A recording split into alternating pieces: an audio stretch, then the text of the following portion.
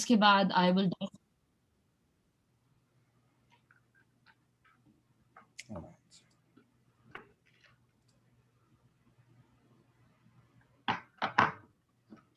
So Nasanti, I'll just introduce you and then tell our members a little bit about yourself, and then you can start.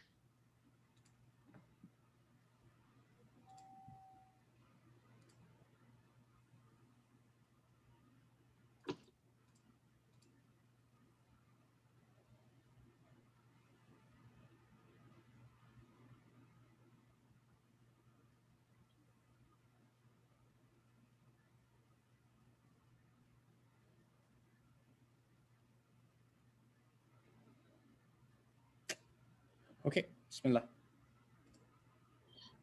Assalamu alaikum and good afternoon, everyone.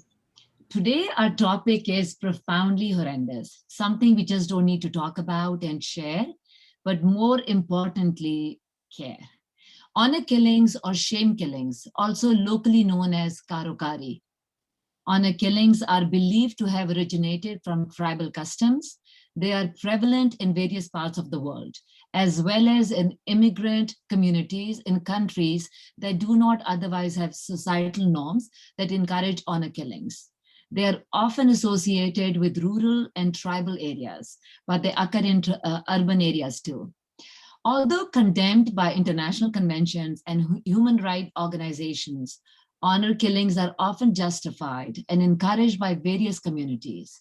In cases when the victim is a family member, the killing evolves from the perpetrator's perception that the victim has brought shame or dishonor upon the entire family, which could lead to social rejection due to violating the moral norms of a community. The death of the victim is viewed as a way to restore the reputation and honor of the family. Typical reasons include being in a relationship, having premarital, extramarital, or postmarital sex in case of divorce or widowship, refusing to enter into arranged marriage, seeking a divorce or separation, being the victim of a sexual crime. Though both men and women commit and are victims of honor killings, in many communities, conformity to moral standards implies different behavior for men and women, including stricter standards for chastity for women. To help us understand the prevalence and persistence of such a harmful and oppressive phenomenon, we are extremely humbled and honored to have Ms. Nasira Iqbal with us. Justice Nasira Iqbal is a Pakistani jurist and law professor who served as a justice of the Lahore High Court from 1994 to 2002. Nasira Iqbal has a degree in intellectual property law from Punjab University, a Master of Law degree cum laude from Harvard Law School, and a Master of Laws from Punjab University. As a legal scholar, she has lectured around the world and presented Pakistan at various international forums. She was one of the first 5 women to be appointed to the Lahore High Court, where she served as a justice from 1994 to 2002. She is also the president of an activist group, the Concerned Citizen of Pakistan Society. Among other honors, she received the Fatima Jinnah Medal for Women's Rights in 2006, the Woman of the Year Star Award in 2007, the Wonder Woman Award in 2011, and the Satara Imtiaz in 2020. Justice Nasira Iqbal has been a member of the Supreme Court Bar Association of Pakistan, the Law and Justice Commission of Pakistan, and the Pakistani delegation to the Human Rights Commission in Geneva. She is also a former president of the Lahore High Court Bar Association. Currently, she is a member of the executive committee of the Public Interest Law Association of Pakistan, an honorary legal advisor to the International Women's Club, Lahore, and the All Pakistani Women's Association, Punjab. She also serves on the board of governors of Aurat Foundation and a trustee of Transparency International, and a member of Pakistan Women Lawyers Association. Justice Nasira Iqbal was married to the late Javed Iqbal, a former Chief Justice of the Lahore High Court, member of the Supreme Court of Pakistan, and son of the national poet and philosopher, the late Sir Muhammad Iqbal, widely known as Allama Iqbal. Thank you very much, Nasra Aunty. Over to you, please. Assalamu alaikum. Thank you very much for all that the sort of introduction, which really eulogizes me more than I deserve. Really, none of these things are deserved. But anyway, I will try my best to help address the issue of honor killings, which, as you mentioned, may be prevalent in Pakistan, India, Middle East, and countries with these different kind of men being feudal temperament, but it prevails all over the world. You know, you have them in US, you have them in UK, you have honor killings in Italy, even in Sweden, in Canada, in Australia. So this is not something endemic to only these countries which are confined to the Middle East or Central Asia. And unfortunately, it reflects the biological fact that men, being stronger biologically than women or physically stronger, they like to keep women in a subordinate position. And that subordination of women prevails throughout all these societies. But times have changed, and I think in Europe, maybe it may have lessened, and in uh, Central Asia or Asia, it still is to some extent more prevalent. But there has been lately legislation very much in favor of making honor killing a crime which is punishable maximum by death and minimum by at least 25 years imprisonment. But unfortunately, it hasn't really brought about the sea change that we expected. And it does still take place. And then, of course, we have things like panchayats and jirgas, which are informal methods of dispute resolution where the feudal lords of the area uh, hand down whatever they consider is their level of justice. And this, women are the victims rather than people participating in the administration of justice. And when women are victims and it appears that the family has somehow been disgraced for any reason whatsoever, it's always the woman who is held responsible that she has brought about some kind of shame on the family by trying to get married of her own account. Halaki Islam, you know, does not at all recognize any woman being made to marry a man without her choosing her spouse. And therefore, if she marries out of choice, there is no reason why she should be subjected to anything which is sullying the family honor. There's no question. But it arises. Love marriages cause honor killings. Then there is the fact that there are imputations of unchastity on young women. Then there is the question of women dressing in a manner which is considered inappropriate. I mean, I don't know what is appropriate and what is inappropriate. One can dress any way one wants. But these are all different criteria on which the family honor is considered to have been sullied. If a woman talks at length to a stranger who is not related to her within the prohibited degrees, all these minor even occurrences are considered to sully the family honor, and because of that, the men take this advantage. But then there are other motivations, like man wants to marry again. He has given a large amount of dower, which is the consideration for the marriage, or has promised to give to his wife, and he doesn't want to do it. So the easiest way is to blame her of inchastity and kill her, or he wants to take revenge on his enemy. So what he does is he goes out and he hunts down his enemy. He shoots the enemy. He shoots his wife, puts them together somewhere, and say, "Look, I found them in a compromising position." Or he wants to take over the property of somebody, and this is the way to do it also. Then the trying to get the wife's property. Islam, of course, is very, very adamant on this, that whatever a woman earns is hers only, and what a man earns is his, and he has no control over the woman's property, but he has to maintain her and his family, no matter how rich she is. If she does it out of pure generosity, even then she can always claim to be reimbursed, as it could be considered her own. Not that women very often do it, but all these are causes of honor killings also, and many other causes, which if any questions arise, I can always mention. So that is about honor killing. Any other question you would like to ask, Nazi? Ji. So abhi somebody had just texted us, okay, what is the current situation of honor killing in Pakistan? Well, in 2005, there was a law passed, which was the Law Amendment Act 2004, which was passed in 2005 and brought into effect also. And that particularly states that using the pretext of honor and saying that you did something under the uh, the loss of reputation to the family, and then to try and affect a compromise with your own family members because you are the person who is the husband and you are supposed to be somebody who is able to make a compromise in this, will not be allowed. And such a honor killing in Pakistan, or where the law prevails, and in India also they have a similar law as far as I know, the sentence would be 25 years, the minimum, and death.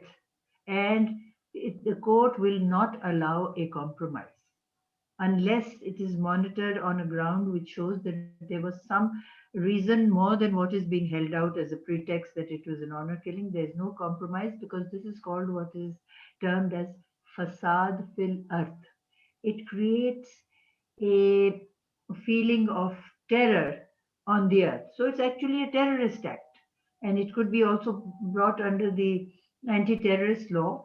And now the perpetrator, maybe the brother, the father, and it's very often the parents also who do it, or the spouse. All these people cannot make a compromise on it. They would be punished according to law. That is the current situation. But people still somehow circumvent the law. They do it in a manner where it is not discovered. They keep it restricted or confined within the family, and generally people don't find out. Only yesterday there was this occurrence: three brothers, they killed their sister because she eloped with somebody, and they said, "All right, we won't say anything to you. You come home." And when she came home, they just killed her and they threw her in the canal. And there's that, the Pakistan received an Oscar, one of our young women.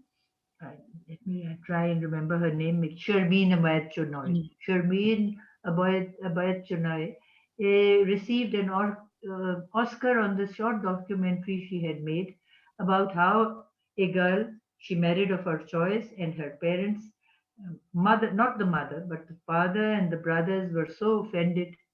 They called her back to the house, lured her by saying that they wouldn't say anything, and then they murdered her, or thought they had murdered her, and threw her in the river.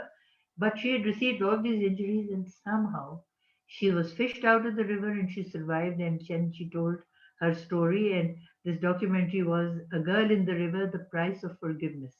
And this was made, I think, in 2003 or 4, and it very much motivated the passage of this law in 2004, the uh, Law Amendment Act, which makes totally outlaws honor killings. But I hope it will, after a while, generally permeate into society, and people will realize that they cannot get away with it. That's the situation currently. Okay, thank you. ये जो forced conversions, do they kind of have a base for, can people use those for honor killings? किसी ने पूछा है कि जी forced conversion का के बारे में क्या है, ख्याल है आपका? Forced conversions is something which we have to tackle today. I'm also a member of the Minorities Commission, which is not the Government Minorities Commission, but this is a voluntary commission which has been set up by the citizens, and I'm a member of that. And this is something that it is causing us great concern, because when there are the minorities who have been given equal status in Pakistan as everybody else, and in fact, the white part of our flag is represents the minorities. And Quaid-e-Azam said that we have come on the days when everyone is an equal citizen of Pakistan and can go to his church, to his synagogue, to his mosque, to the temple, and there's freedom of belief, and everyone is entitled to equal treatment under the law, and that is what our constitution says, Article 20, 21. But unfortunately, uh, somehow, this segregation in society is maybe partly responsible for the fact that youth try to grab any opportunity they will see a girl belonging to the minority community, abduct her, treat her on a gang rape situation, and then say that the only way that you can sort of overcome this situation or don't let your family honor be sullied is that you convert to Islam. They take her to a mosque, and the Maulvi says that she has come voluntarily. I have converted her to Islam, and then he performs the nikah with one of the rapists. And this girl, well, if she tries to get to the court, it often happens that the parents don't want to accept the child. Maybe very often it is that the parents do approach the court. The lower courts have a different mindset. When it comes to the High Court or the Supreme Court, they have a different mindset. But the whole problem is that this forced conversion is a terrible problem. Part of it could be to, this bravado that we have converted women to Islam, but partly also that is, a satisfaction of their own lust. And they think that if we enter into the minority community and lure a girl who is of faith of Christian or Hindu, because we have a lot of Hindus living in Sindh, and there it happens too. And then these deliberate conversions, and especially if the girls are not of the age of consent, which is majority in Pakistan is 18, as you know, under the Majority Act.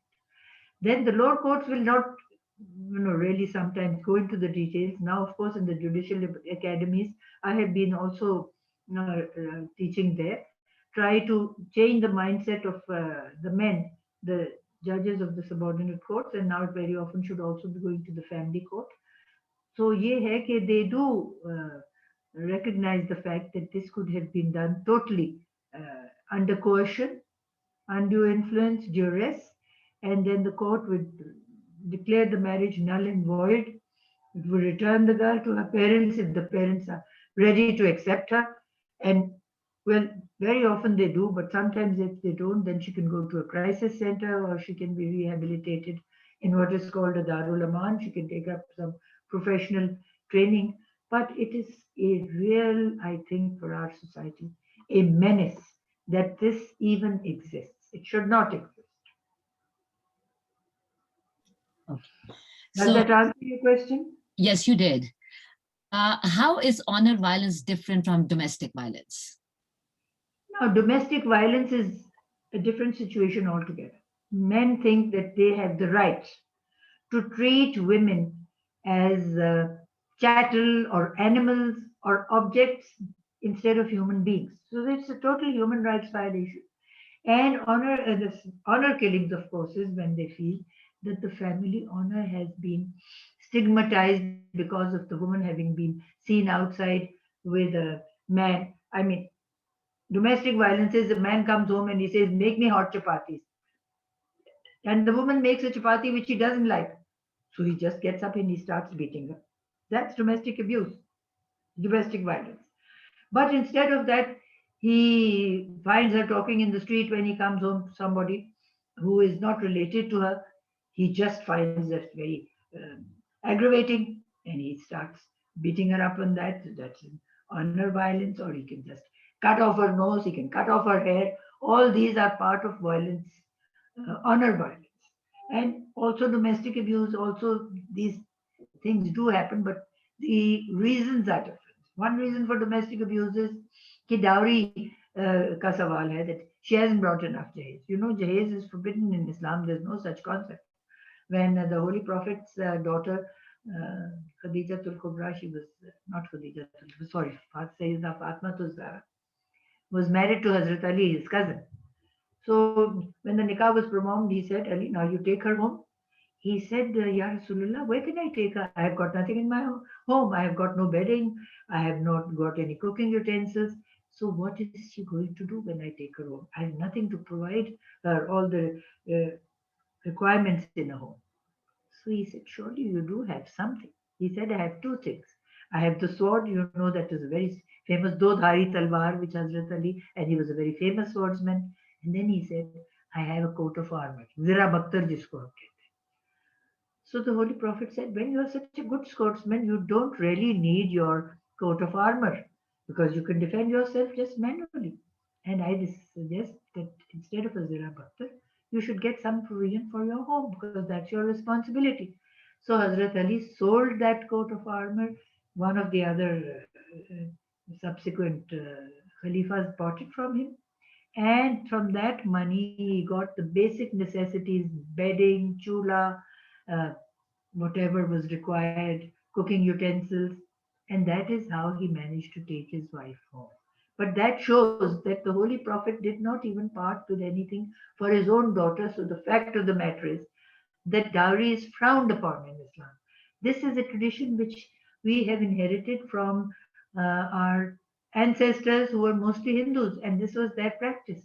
And now also this practice has continued because families think, oh, if we have educated our sons, sent them abroad, or even educated them and spent so much money on them, uh, then the wife who comes to our home, they make a list of demands depending on the status of the family. KG, हमें चाहिए है grinder चाहिए है हमें पलंग का set चाहिए है we need a TV, we need a motorcycle, and if they are in better affluent circumstances then they want a car, they want all kinds of stuff, they even want a home. So these are dowry matters which also lead to domestic violence if the girl doesn't bring that kind of a thing. And sometimes girls don't get married because their families can't afford to provide them all these things, which would be a reason for people to come for their daughter. And as I said again, the segregation, because if couples are allowed to choose their own spouses, then all these things would never come in the way. But they do. And a lot of domestic abuse takes over the fact that she didn't bring adequate dowry. And it also leads, as you know, to dowry burnings. And I don't know why. It's always the daughter in law who is subjected to dowry burning. Why doesn't the mother in law suffer? Why doesn't the sister in law suffer? So all these things have to be addressed, and we do have an act which was passed in 1976, which states that you are not to give anything to your daughters, or you cannot display anything you have given. And if you give anything to your daughter 6 months before the marriage, 6 months after the marriage, it is prohibited. You can be subjected to fine. The other thing is that whatever the woman receives as a gift from her parents, even prior to 6 months or after 6 months, it's her property entirely. Any gift she receives from her spouse, from friends of spouse, any people who attended the wedding, that is entirely the property of the wife. So there is a law which discourages dowry, but it's still practiced, unfortunately, and this is something that we have to overcome. We have to change the mindset of the families. And to the mindset of the families, I mean, it's the mother in law, the sister in law primarily. It's avarice which leads to this problem of dowry. So we have to overcome it. Thank you. So tell us, how can a marriage be forced? Well, forced marriages take place. You know that we have this situation of Vatasata. One man marries a woman, and they can't afford much dowry, etc. So says, all right, minimal dowry, whatever. I'll marry this girl, and in return, the brother of the girl will marry my daughter or my sister or something. This is called Vatasata. Now, there's no escape because this is an arrangement that has arrived between the families, and there's nothing you can do. I mean, that something that does not work out, or this couple is not suited to each other, there's an age incompatibility, whatever. But it does take place. And if one marriage it breaks up, then the other marriage is also supposed to break up, which is very unfortunate. Then we have another situation where if a man commits a crime, the sister is made the victim. She is given to the family who has lost their son or against whom the crime has been perpetrated. And she is treated very much as maybe a dog. She's made to do everything in the house, but she's not treated as a human being. It is a terrible violation of human rights, and that's a forced marriage. Then, as I mentioned earlier, when there is a rapist and they think that the only way to overcome this ignominy is to marry off the girl, to the person who raped her, which is totally disgusting. And then there's in certain parts of Pakistan and other parts of the world also sale of girls, where a girl is sold, maybe a girl of 13 years who is obviously a minor. She would be sold to a man of 70 years because he will give a large amount of money to the parents, and the parents will enjoy that benefit. So that's also leads to forced marriages. There are so many situations in which forced marriages do take place, and of course, then there is another situation which occurs very frequently. A woman is married to a man, and something happens; he suddenly dies. Then, now, if she has any property or that man had any property and the family doesn't want it to go out, they will insist that she marries the brother. Now, that's a situation which could be totally unacceptable to her, but she has to do it. That's another way of forced marriage. There are so many situations in forced marriages. I haven't even enumerated them all, but it happens all the time. So what help is there and what can be done? Well, yesterday only this, as you just mentioned, I'm a member of the board of Aurat Foundation. Somebody called me up that this girl, she's in a situation which is abusive, and her mother and her brother, they don't treat her properly, and now they want to marry her off to somebody, and she doesn't accept it. So she's run away from the house. She wants to come to Lahore to appear in the court, and can we arrange to have her stay somewhere in Lahore for the night? So Darul Aman में उसको ठहराया, and then there's a place called Dastak. Next morning, she appeared in the court, and the court, I think the mother and the brother had also come. She was about 20 years old, so the court said that she cannot be compelled to go and live with her brother and mother. She can go wherever she likes. But what really worried me was that I kept inquiring as to what was happening in this case.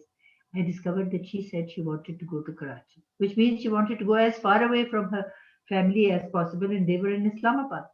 And the court said, yes, you're at liberty to go to Karachi. But somebody had to advise her. No, you can't compel anybody. But what was she going to do at Karachi? She would be placed in a situation where she may land up in a brothel if she gets off at the railway station in Karachi. Where is she going to go?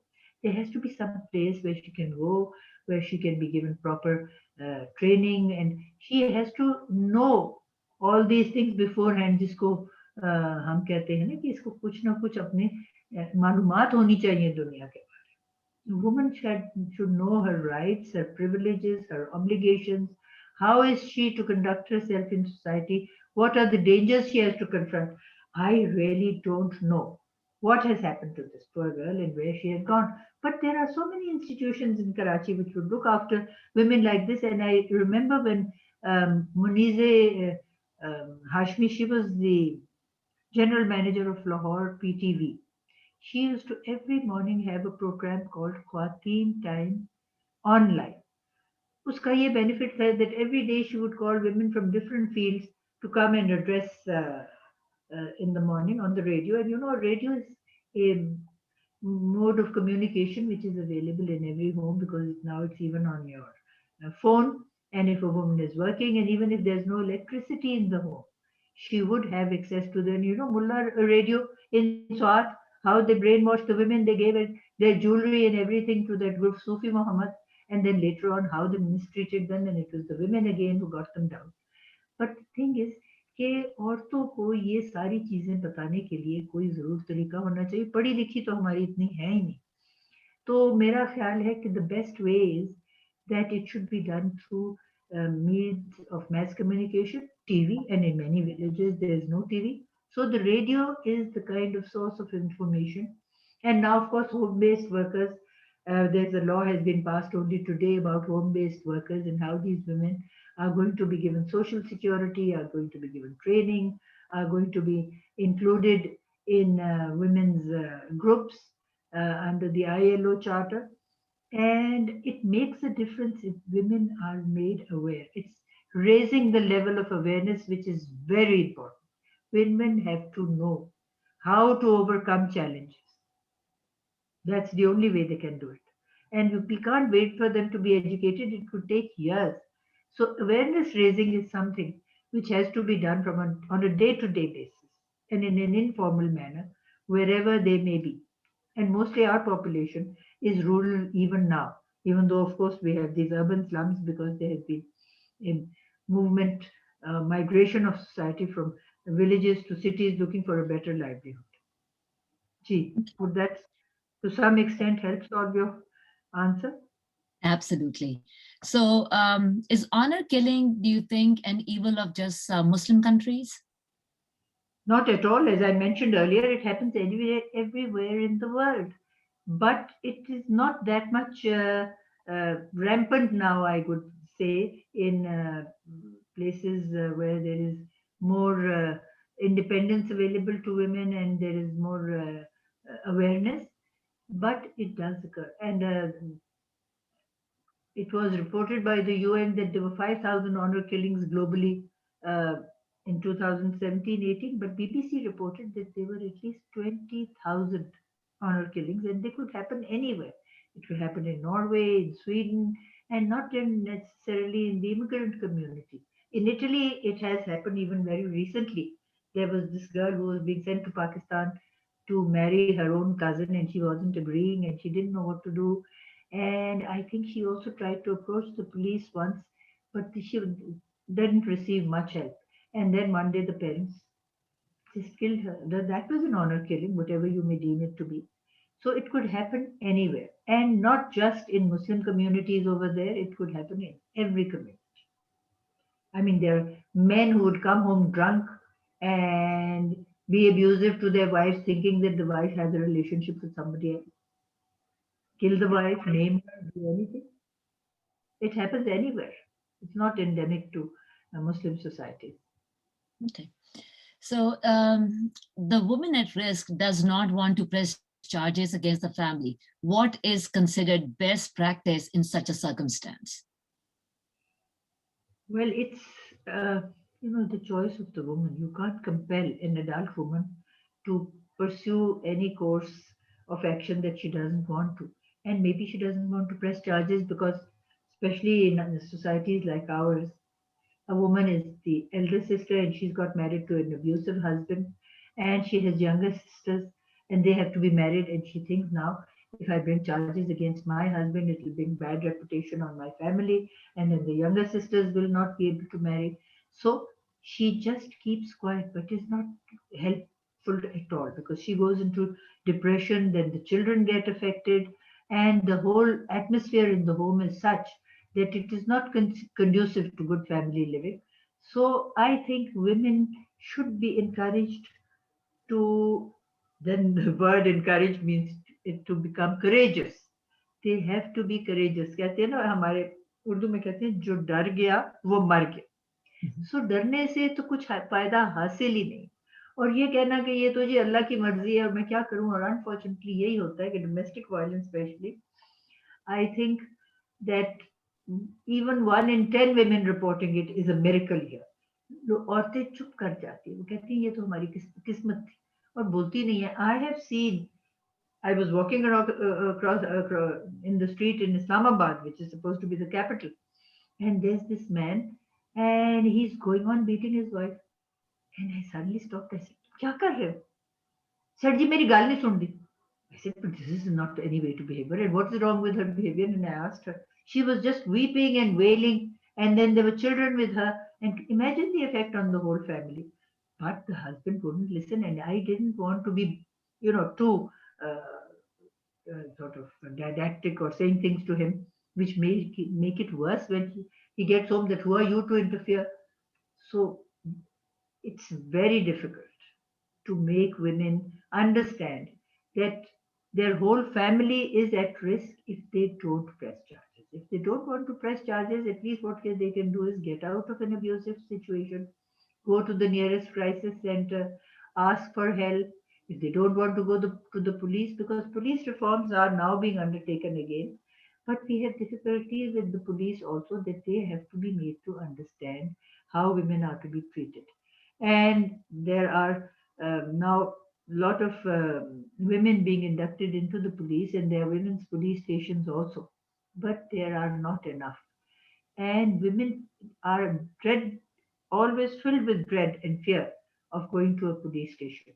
So if they can go to an institution where they can receive psychological counseling, or where they can stay away from the husband for a time and the husband is also given separately counseling, maybe things might work out. And they do sometimes. And of course, we have this domestic violence law now, which is also not a very effective law.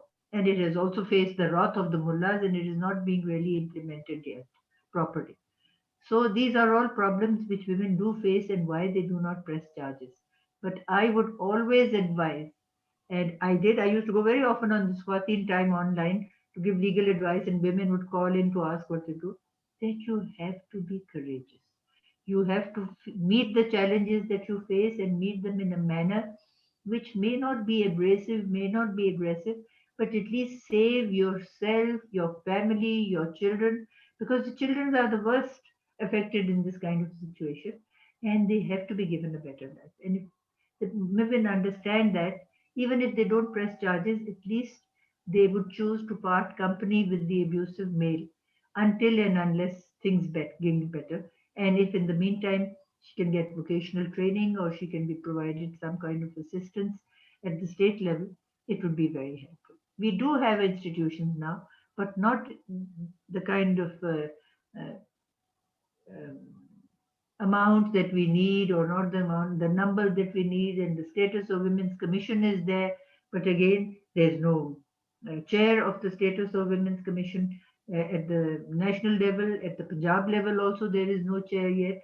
So the priority which is given by the state also needs to be examined. And we have such a huge cabinet, 60 people, and I think there are two women only in this cabinet. So empowerment of women in our society is an imperative which we have to somehow bring about. Thank you. Can domestic violence be honor motivated?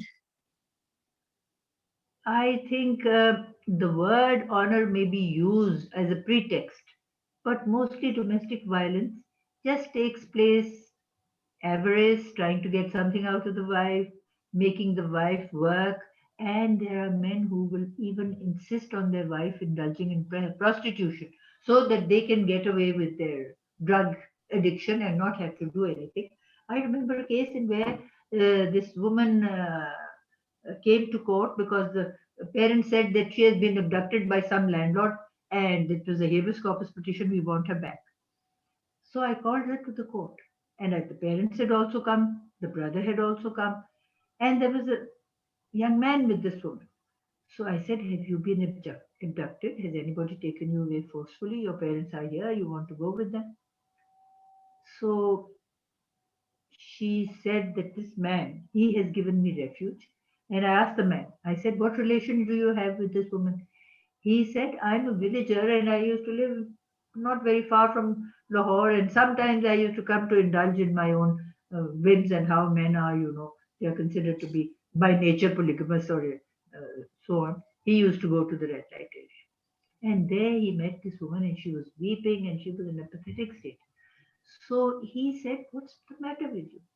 She said, my parents have left me here, and they want me to do this practice because my father doesn't do anything, my mother doesn't do anything, my brother doesn't do anything, and we are three sisters. And my other sister, she's also made to do prostitution here, and so do I. And we don't do it out of choice, naturally. So this poor man, he was so overwhelmed by the situation she was in, that he went home and he talked to his wife, and he said, if you allow me, I would like to bring this woman over. So she said, okay. She was very magnanimous, I must say. He took her home, and then he even married her as the second marriage, and that's how he provided her protection. Because if you keep a strange woman in your home, then all kinds of tongues are wagging. So he narrated the story, and the women said, this is how I am with this man. I don't want to go with my family. And she said, my youngest sister now, they are sending her by train to Karachi to indulge in prostitution. They have sold her to somebody. And my older sister is also sitting in the red light area. So there's, police is always in the courts. I called the police. I said, you go to the red light area. She gave the address that's where her sister was. And she mentioned where this younger sister, on which train she was going to go to Karachi. So I asked the police to inform the railway police and also wherever she was being taken that they should get hold of this young child who had been sent off, and also to go to the red light area and find the older sister. But the police very often collude. Now they have this wireless system, and they told when they uh, went out of the courtroom, they sent a wireless to the Tibby police and said, that we have been asked to raid this place. And when they went there, the place was locked. There was no one there. And I had said at the end of the day, you have to report to me what you did. They said, you want to you want to tale lage हुए थे." So obviously this was the collusion. These are the kind of situations that our young women have to face. And I think it is really very, very unfortunate. And we have to help them out whatever way we can. I don't know, I got lost of your question. Your question was something quite different. I'm sorry. No, that's fine. Acha, how do we empower our women here in USA or in Pakistan regarding their rights, their inheritance laws, that they are like, empowered and they're educated and they know Well, about of their course, rights? now Article 25A of our Constitution, which is, I think, not very recent. This was the 18th Amendment, but that provided that every child in Pakistan from the age of 5 to 16 has to be provided free and compulsory education, whatever their gender. They may be transgenders, they may be women, they girl child, they may be a male child. So everyone has the right to go to school. And then, of course, this has been implemented by, because this is a provincial subject, by provincial acts, education acts, and it's prevalent all over Pakistan. But unfortunately, you see, malpractice prevails. There are these schools which are supposed to be there, and there are supposed to be teachers. Who are the teachers? The teachers are related to the local union councillors or the MPAs or whoever. They are sitting at home, they are getting sinecures. Nothing is being taught in the schools. The school buildings are being occupied as marriage halls, or they are being used as cattle sheds. So it needs constant vigilance. But now, as I mentioned today, the home-based workers law has been passed, and it has been great effort on the part of HomeNet organization, and I want to congratulate them on this occasion that we got it passed. And this provides, uh, for one thing, that there will be no middlemen. If a woman is doing something at home and she's learning some skill, and they would also like to send out people, women, to teach women skills at home so that they can become earning members of the family, also to ensure that schools are being run and there's not just ghost schools, because ghost school is another problem we have. As long as women are given vocational training, which I think is more important than education, because sometimes a woman may be 16 years old, she may not be able to learn anything at that age, like proper formal education, but she can be taught vocational education. Then there's the Women's Chamber of Commerce. They are trying to help in this respect. And I think then there's TEFTA, the Technical Educational Vocational Training Organization, which is there in every province. They are trying to encourage women to learn. They used to give scholarship for women who would come and learn vocational training, and then would give them special certificates when they had learned something. I mean, these are ways to which to empower women. But of course, first of all, they have to be able to come out. And then, of course, there's the problem of harassment. They come out of the house, people harass them on the street, they harass them at the workplace. So we have the law against harassment of women since 2010, and it has helped uh, protect women wherever they are in public domain, and where they are working in offices where men try to ensure that they don't get promotions, because even if there's an advertisement for every post that is given in government service, and they say that the state is an equal opportunity employer, maybe an equal opportunity employer at the first instance, but as you go up in the caters, you see a woman who is employed as a telephone operator may stay as a telephone operator all her life, whereas the person who had got employed as a maid may go up to the supervisor, then he may become an SDO, then he may become the head of the institution, and so on. And there's the glass ceiling, which is very difficult to shatter, but then women have to learn how to do this.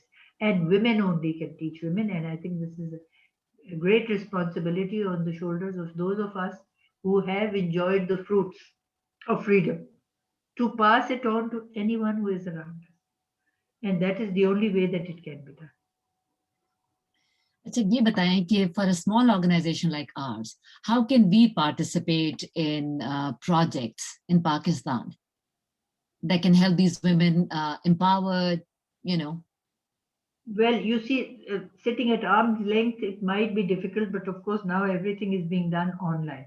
सबसे पहले तो मैं समझती हूँ ये जो computer skills है औरतों को जैसे I have to get my grandson over to teach me how to do all these things. But young women are very clever.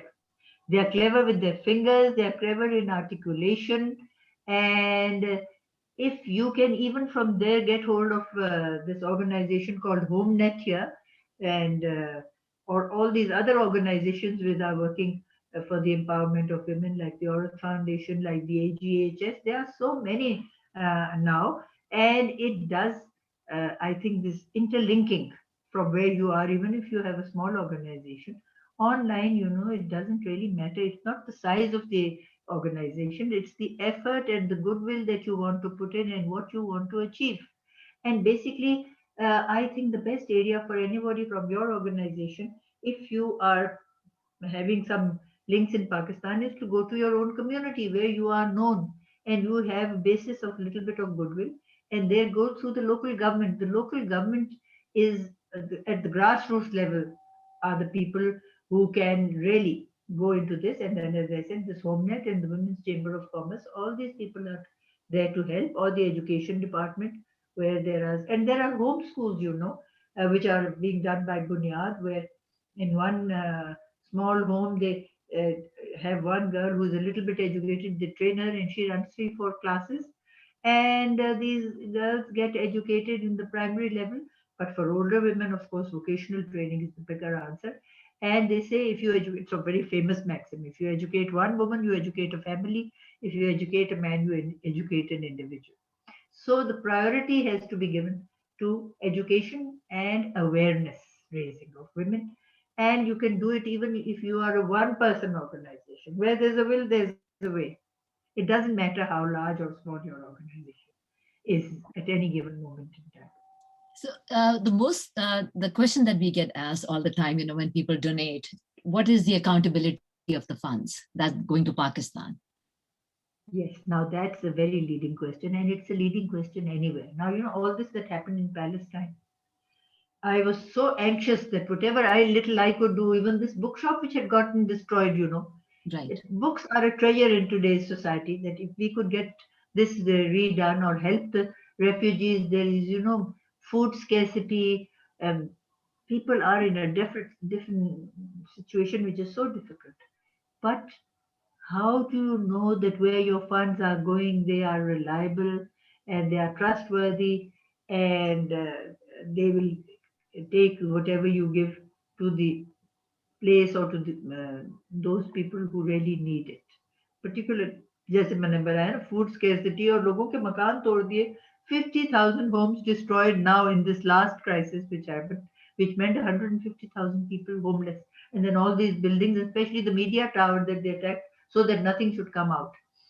But for one thing, I think if you have your own intention, then at least you have done the best of your ability.